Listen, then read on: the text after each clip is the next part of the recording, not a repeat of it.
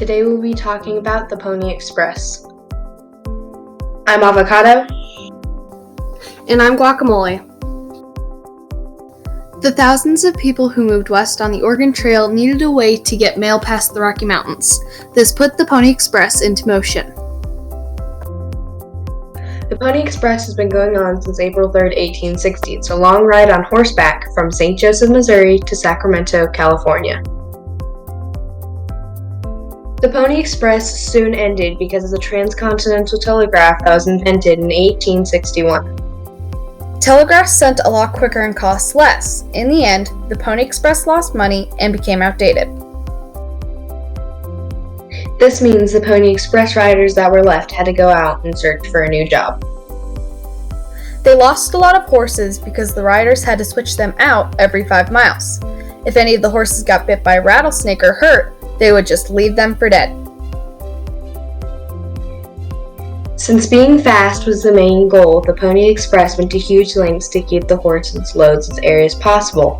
Rather than heavier cowboys, most of the riders were smaller men who weighed between 100 to 125 pounds, around the same size as a modern horse racing jockey. The usual age was around 20, but it wasn't unusual for teenagers as young as 14 to ride. One man named Bronco Charlie Miller said he was only 11 years old when he joined. To cut down on weight and make the horses swifter, Pony Express used a special type of mail bag known as mochila, the Spanish word for knapsack. The saddle consisted of a leather cover that was hung over the saddle's horn and was held in place by the rider's weight. It featured 4 padlocked pockets, 3 for mail and 1 for the rider's time card, and could hold up to 20 pounds of mail. At each relief station, riders would simply grab the mochila off one saddle and put it onto another, allowing them to switch horses in the length of just 2 minutes. Hello, my name is Ron Atkinson. I'm a member of the National Pony Express Association, the Wyoming division. My interest started in the Pony Express back in 1982 when I first joined. I joined because my great-great-great-grandfather and his 2 sons were original Pony Express riders. Howard Egan, Major Howard Egan, Richard and Erastus Egan. I started riding mostly to use your horses more. We've done it a long time. I've been ride captain for 30 years. We do it every year.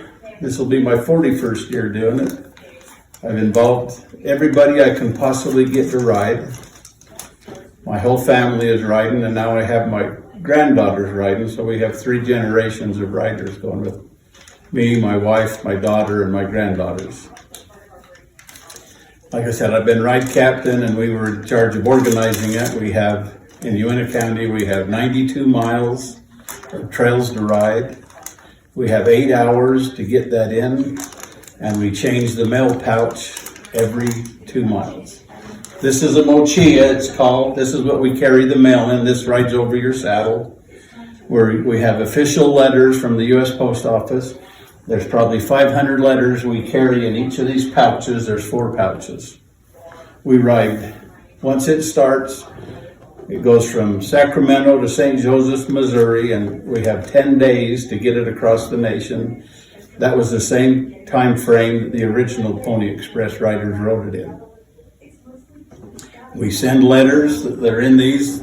They cost $5 to send a letter on the Pony Express. It's carried 24/7, and it costs the same as it did back in 1861, $5. It's just a fun time. People that have joined have really enjoyed it. It turns into a family affair. We have lots of families doing it. It's just a nice outing, and it's real neat to be able to ride history. You're riding along on the trail, and it's the actual trail that the Pony Express riders rode, Uintah County in Wyoming. Our whole 82 miles follows the original trail, so you're riding as close as possible to the original trail. It's just a part of history that seems to be a romantic part of the West, because everybody remembers the Pony Express, and we just have a good fun time doing it. This is their Bibles. Every Pony Express rider is given a Bible, and they carry it over their heart when they're riding. And when you ride, you're given a ride stamp to show which way your direction. The direction goes east to west and west to east every other year. Women were not allowed to ride in it until 1991, when it became part of the National Trail System. So now everybody can ride in it. Youth have to be 14 years of old to carry them out themselves with parents' consent. The Pony Express didn't come cheap. In the beginning, it cost $5 for every half ounce of mail, the same amount of $130 today. Later prices were reduced to $1, but it still was way too high for everyday mail. Instead, the Pony Express, for the most part, was used to deliver newspaper reports, government dispatches, and business documents. Most of them were printed on super thin paper to keep the costs and weight down. Which means that 1 ounce of mail costs $30.52 today. That's a lot. Did you know that almost all documents of the Pony Express are fake? Most of them are littered with lies. Did you know that the Pony Express only lasted 18 months because they went bankrupt? It was soon replaced by a telegraph. Fun fact, Buffalo Bill wasn't a part of the Pony Express. He rode for them before it became the Pony Express, but that does not mean he was a part of it.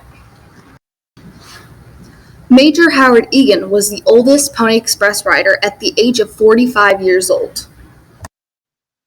Did you know they first tried to transport mail by steamship, but it took up to a month to 3 or more just to deliver?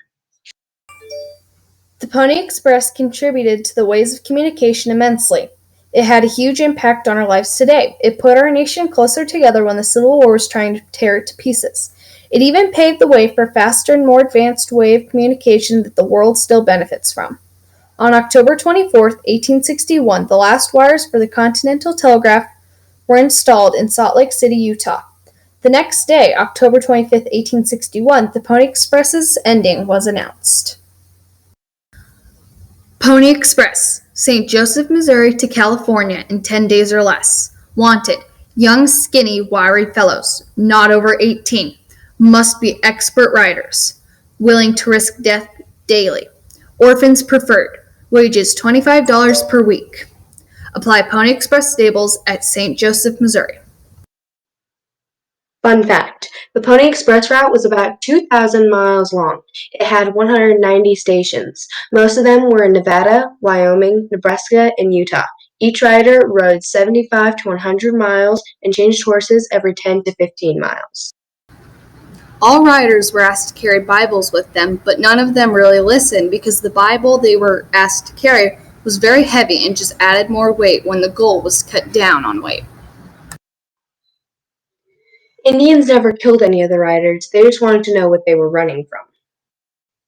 Alexander Majors, William Hepburn Russell, and William B. Waddell were the founders of the Pony Express. They put the Pony Express together in 2 months. On April 3, 1860, the first Pony Express rider left St. Joseph, Missouri to get mail through to Sacramento, California. The founders started the Pony Express hoping to win an exclusive government mail contract, but that did not happen. Pony Express Oath. I do hereby swear before the great and living God that during my employment as a Pony Express rider, I will under no circumstances use profane language, drink intoxicating liquors, abuse my mount, quarrel, or fight with any other riders, and so that in every respect I will conduct myself honestly, be faithful to my duties, and so direct my acts to win the confidence of everyone. Pony Express Thesis Statement. The Pony Express delivered mail for 18 months from Missouri to California, but it was cut short because of the Transcontinental Telegraph. People still participate in the Pony Express today to remind others of how it changed the world. The Pony Express contributed to the ways of communication immensely today.